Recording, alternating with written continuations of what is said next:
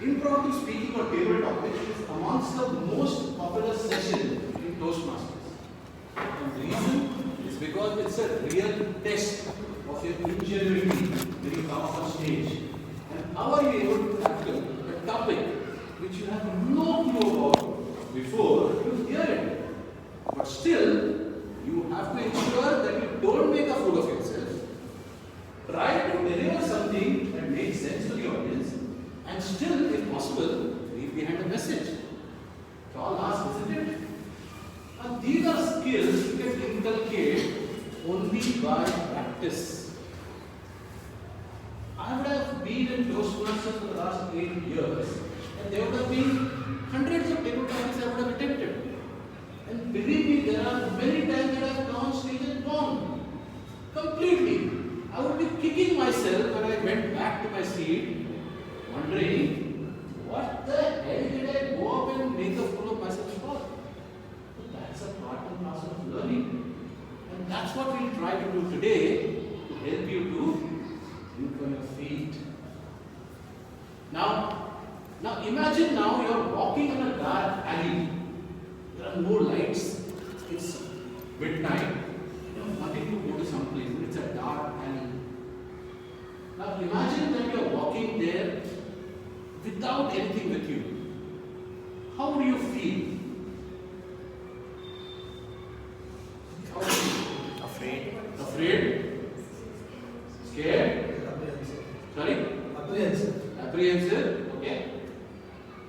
Anything else? Won't be confident, underconfident, like they will leave. Right. So that's the situation any of us will be. It no matter whatever else we might have in life. You'll always be worried, insecure, or afraid to be in that situation.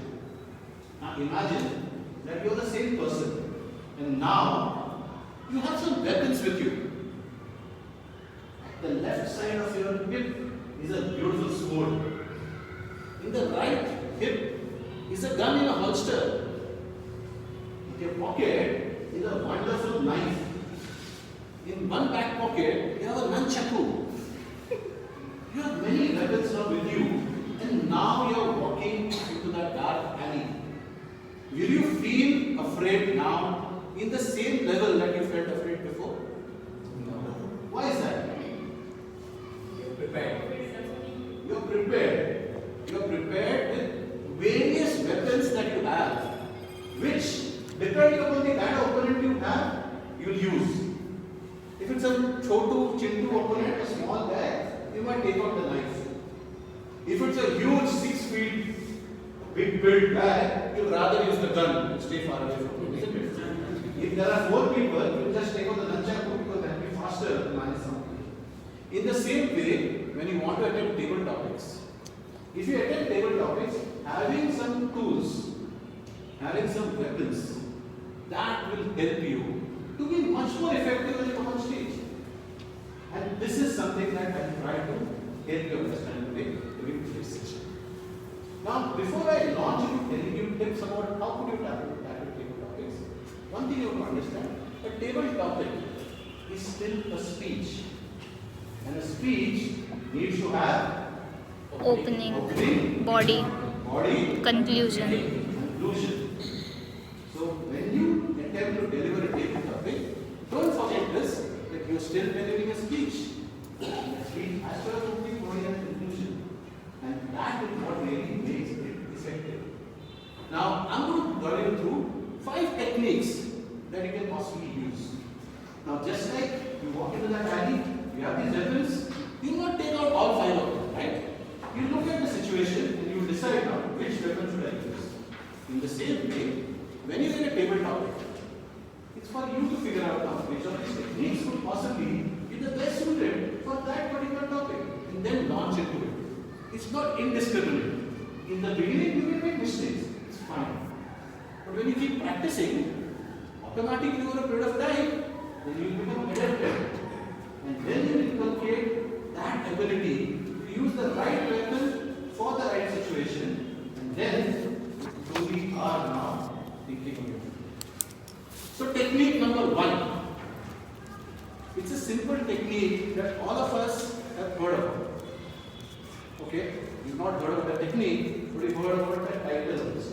It's called Oreo. How many of you love those Oreo biscuits? O-R-E-O. Right? So that will help you to remember the technique now. Oreo is the first technique. What does Oreo stand for? Opinion, reason, example, and opinion. So that's the structure. So when you get a topic, like you had this topic umbrella, just for example. So you will have to start saying that what is your opinion on this topic? You will say, umbrella is the most useless thing in the world. That's an opinion of yours, right? Now you said that, hey, the most stupid people in the world use umbrellas. Now you're expressing an opinion. Now you have to say the reason. Why are you stating this opinion? And you land up stating, possibly, you know, most of the time when you carry an umbrella, you're anyway thoroughly wet. Carrying it around is such a pain. You're having water dripping all around you when you walk into a room, into a restaurant, somebody's house. Isn't it much better that you use a raincoat? Okay. And then you give an example, E. Say, one day I was in Bombay and it was raining cats and dogs for the last 3 days. I had a large umbrella with me. I was trying to walk in that, but I was completely dripping wet. And then the big gust of wind came in, overturned my umbrella, and it flew away. Example. That's an example. And then you end up saying, and this is the reason why I think the umbrella is the most useless invention of this world. Right? That is an example of an Oreo technique. Opinion, reason, example, and opinion. Opening, body, conclusion. Clear? Technique number 2. We call this the pendulum technique. What is a pendulum? Something which oscillates. Something that oscillates. One direction to the other direction. When you have a topic, what can you oscillate between? Two opinions. Sorry? Two opinions. Two opinions. What else? Two extremes. Absolutely right. Pendulum goes to the two opposite sides. You saying something? Yeah? Pros and cons. Pros and cons. Right? So now when you are using a pendulum technique, then you can take up a topic and now use two opposite sides of that same topic. Pros and cons. Now, the same in case of the umbrella. I will tell you why the umbrella is a fantastic invention.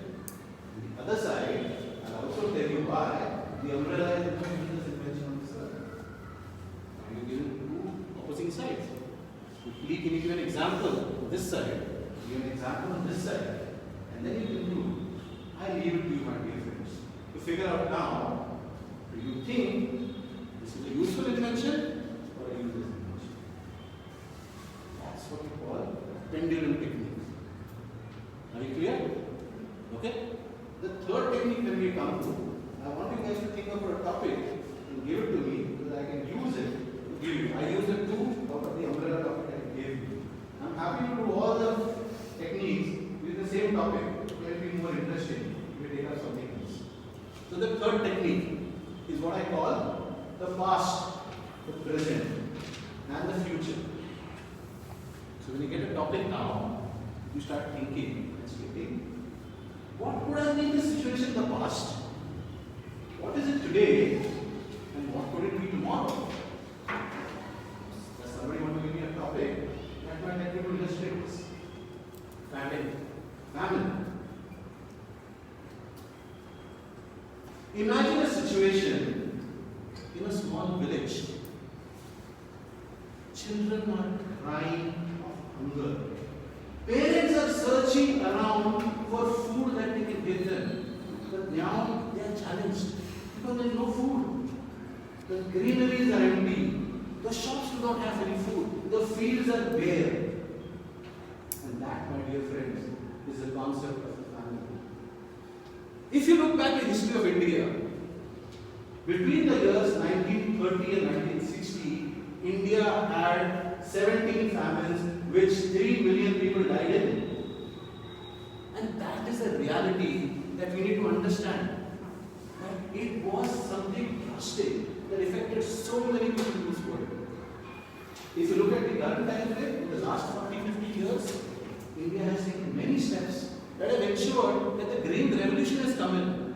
That we do not have the situation of famines anymore. Famine is a distant memory of the past. And that's not because we are prepared now. We have granaries, we have the Food Corporation of India that stocks grains. That if the situation happens in some place, those grains are then transported to that particular location and we do not have those children dying. Fast forward 2050, famine as a word did not exist. Because every house will have a 3D machine that will print the food that you need.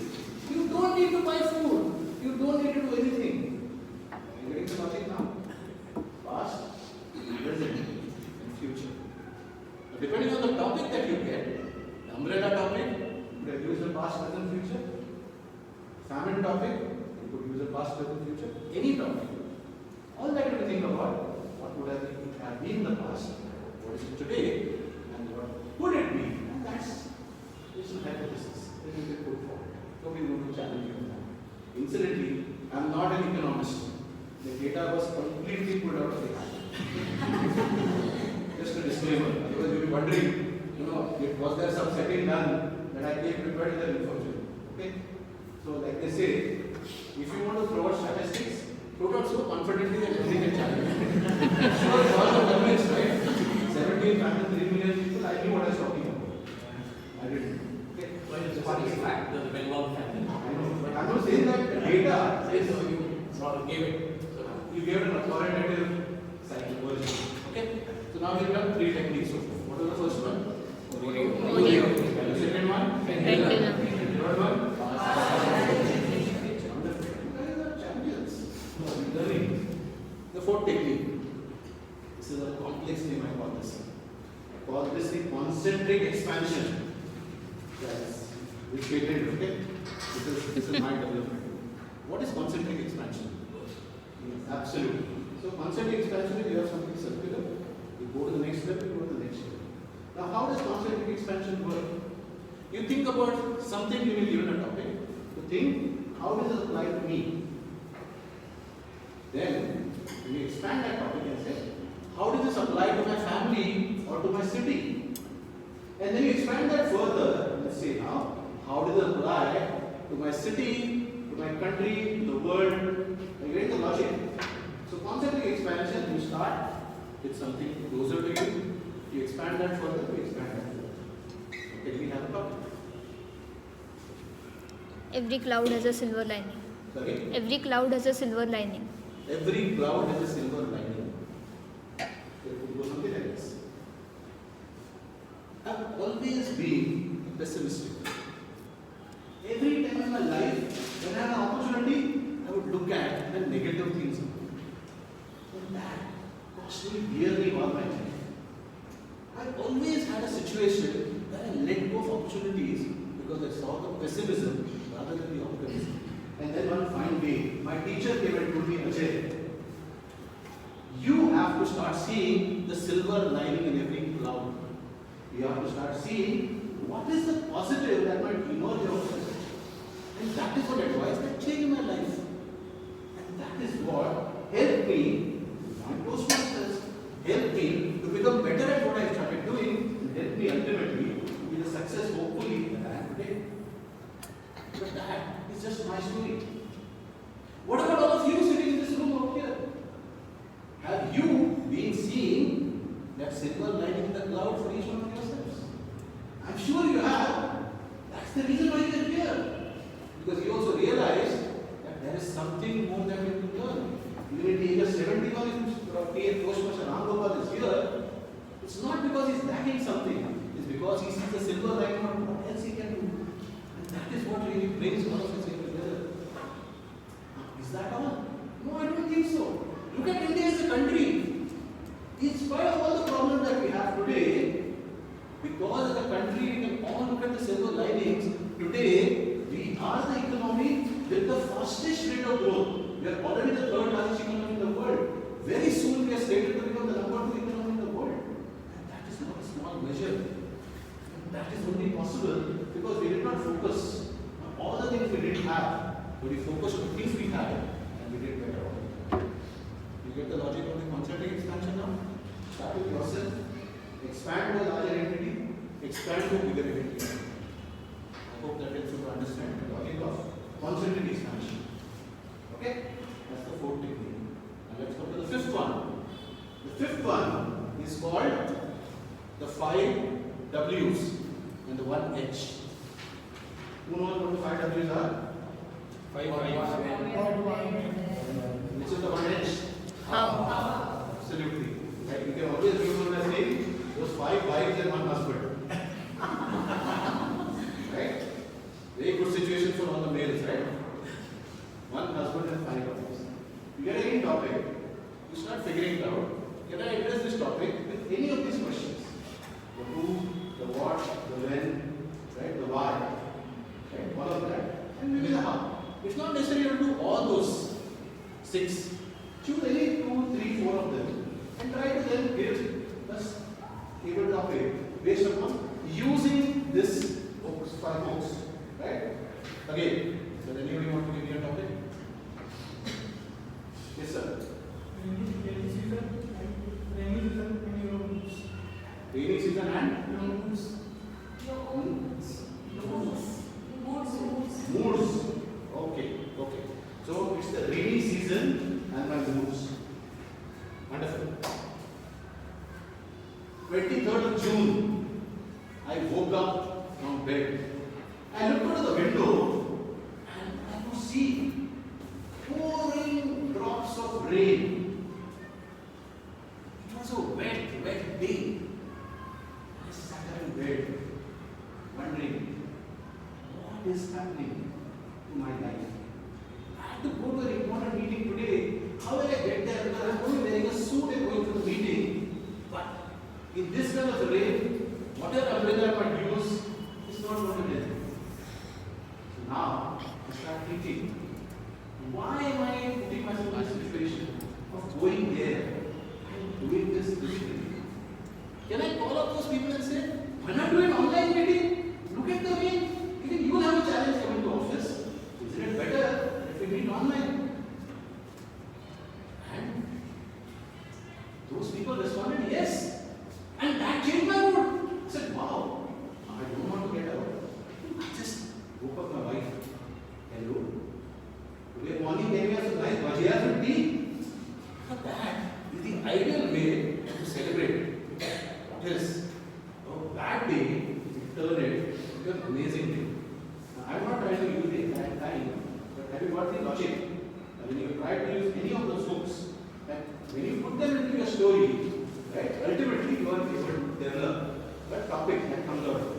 Like even in this case, I have done this completely impromptu, right? I didn't know the topic. And it's a thing that will come out of practice. Now, if you look at it, most of these topics that we spoke about today, you can apply the Oreo. Let's take your topic. Can you apply the Oreo for that topic? Yes? What's your opinion? Right? What's the reason? An example. In fact, part of my thing will also an Oreo for that matter. And then your opinion. Okay? Could you use the pendulum there? In fact, even this top was a pendulum. Right? The negative and the positive situation. Isn't it? Maybe the third thing, past, present, and future. Maybe it wasn't here. Could you develop the story around it? Yes. Right? Past. When I was a child, I would look forward to the rain because I knew school would not be there. Today, when I see the rain, it turns my mood off. Tomorrow, I'm very happy. I'm saying 10 years down the line. Right? Because there won't be any rain only. So I hardly any water at all. It will be evaporated and come back as rain. Whatever. Okay? Maybe I'm sad. I'm telling you, concentric expansion. Right? How could we use concentric expansion from this rule? This topic?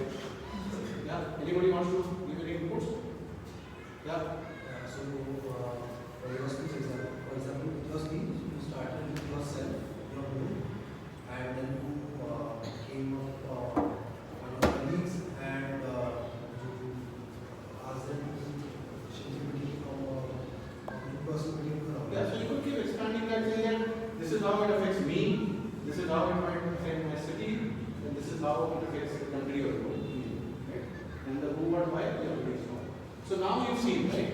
If you have a variety of tools carry with you? The knife, the sword, the gun, nunchuck. Don't you think that when you get a topic, when you're faced with something, rather than being wondering what to do, and then trying to jumble up some words and try to say something, use a technique.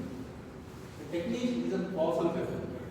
The technique is something that gives you a thoughts a structure. And when you give your thoughts a structure, you're able to be far more effective in terms of whatever is it that you want to tell. Isn't that the reason why we want to come here?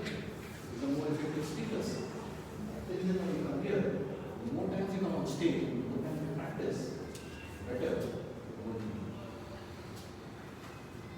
Okay. Thank you.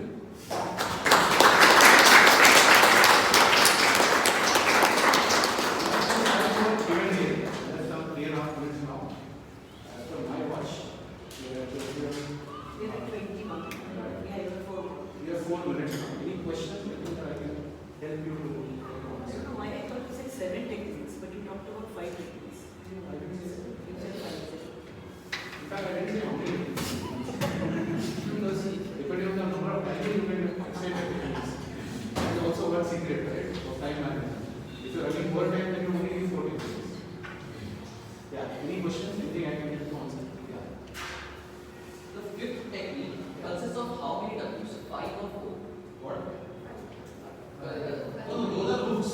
These are the questions you can keep in mind. The who, what, when, all that. These are how, right? These are questions. Now, utilize whatever topic you have and try to say, is there a what to this? Is there a when to this? Is there a where to this? Right? Try to put that into whatever you are trying to say. So then automatically you are able to develop a structure to what you want to say. Yeah, the 5 W's, the 5 Y's, is one of them. You're looking for to getting married. You have a question? Could you please give us an idea regarding the contest so it's Okay, printed at the back? Good one. That's something I left out. So all of you behind your agenda, what you have is the contest form. Okay. So why is Toastmaster? How does it teach you to be effective? Because coming on stage and doing coming on stage and doing just your tabletop and winning is a nice thing. Now concentrate expansion. Come to the club contest and win the tabletop contest there. Once you win there, you can go on to the area contest where you're competing with speakers from other clubs and win there. If you are winning there, concentric expansion, go to the next level, the division level contest and win there. If you win there, next level of concentric expansion, go to the district level, where clubs, people from across 125 clubs in a district will come and compete against you. Then figure out, understand? Isn't that a good test of your capability? Right? So we have a contest in Toastmasters. It's actually next month, if I'm not wrong, we'll have your club contest, which is the tabletop contest. Now, very important for you to know that the judges who are going to evaluate you for this contest, they are going to be using this ballot as in front of you. Now you will see that 55% of the marks in this is for content. So ultimately, what you speak, that is why the structure is very important. Opening body conclusion, what are you talking, is it making sense? So any of these techniques will give you a structured content now, which is 55% weightage in your contest, right? If you look at it in terms of speech development and effectiveness, the highest 30 points is for speech development and effectiveness is 25 points, right? So that is on content. After that it comes to delivery. So delivery, what you have, physical and voice. And that's what the judges are going to evaluate it for. And that carries the second amount of weightage, which is 30 points. And the last part is upon language. Don't be worried.